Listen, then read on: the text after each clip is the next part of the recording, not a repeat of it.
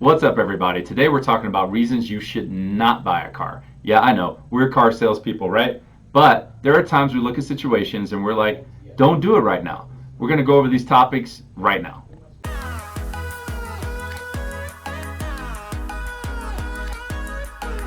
Okay, we're going to talk about why you should not be buying cars. But before we get started, hit the subscribe button and ring the bell. That way you won't miss a video or when we go live.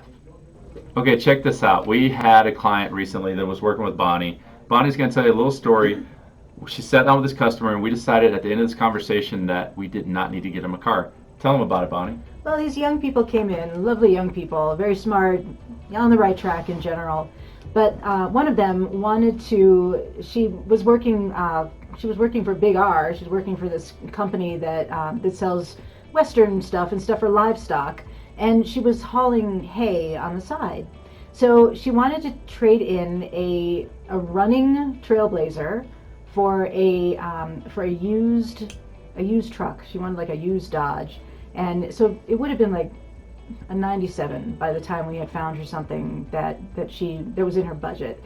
And what we discovered in the process of the conversation was that she actually owed money on the Trailblazer as well. Yeah, so they were trying to get a truck to use to add hay and things to the back of it and move stuff and get rid of a running vehicle that they had and go with an older vehicle and still finance that for a long period of time, which we thought was a bad idea. The solution was get a flatbed trailer for $1,500 instead of spending $10,000 on a used old truck, and that would suffice.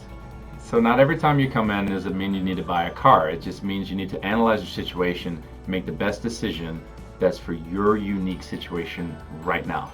Right, Bonnie? Right. And sometimes when you come in, that's what we'll tell you, that maybe this isn't the best time to buy a vehicle, or maybe there's some things to do to prepare for the next vehicle. And people don't expect that when they come in to buy a car, but we want to do right by the people who come in. Yeah, and so today we're going to go over these topics. We got about 5 topics to talk to you about on when we think you should not be buying a car right now. Number 1, when the payments are too high, it is not the time to go back and get an older car and finance it for a long period of time. That is the incorrect answer. It just may mean it's not the right time to get a vehicle. Right, Bonnie? That's right. And it's not uncommon for people to come in and think that that's the way to do it, because people used to do that. You could fix the car by yourself, and it made sense to have it for 6 years or have an 8-year loan or whatever, but the industry has changed and cars have changed. So that is no longer a financially sound decision. Yeah, so your common sense works against you in the car business. So basically, if the payment's too high on the vehicle you really want, and you having to go back to an older vehicle to finance it for a long period of time to get your payment low enough, it might make sense common sense wise, but trust me, it doesn't work out in the long run, because you take away all the fun stuff like warranty and newer car when you go back to the older car for less price. All right, number 2 is when you owe money on a vehicle that's working. And we always like to laugh at the way I say things. When you owe money on a vehicle that's working. Well, there's a good reason for this, and I'm trying to put it very simply, but there's a good reason for this, which is because if you have a loan, that loan is not going away. You're going to owe that money whether you have the vehicle or not. And in many cases, you cannot sell the vehicle for as much as you owe on it. So what happens to that money?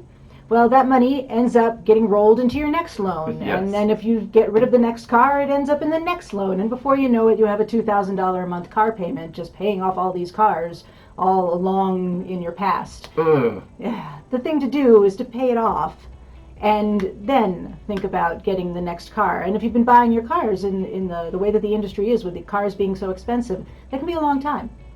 Number 3, buying old vehicles that are in high demand, which means they're overvalued and unreliable. You don't want to do that, because that's just going to get you in financial distress. These vehicles are sought after by people like Jeep Wranglers, Toyota Sequoias, 4Runners, all those types of things, and you end up paying way more than what they're worth just so you can own one, and in the long run you just end up losing that money. Number 4, if you have really bad credit because of whatever happened in your life, sometimes you have medical bills, sometimes things impact your credit and make it less than desirable.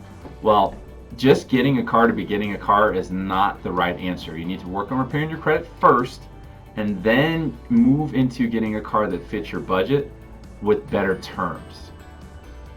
And I think it's important to note here that when in that kind of situation, I mean, there are times when you absolutely just need a car for whatever one reason or another. In that kind of case, we can work with you and try to make sure that you can get a vehicle.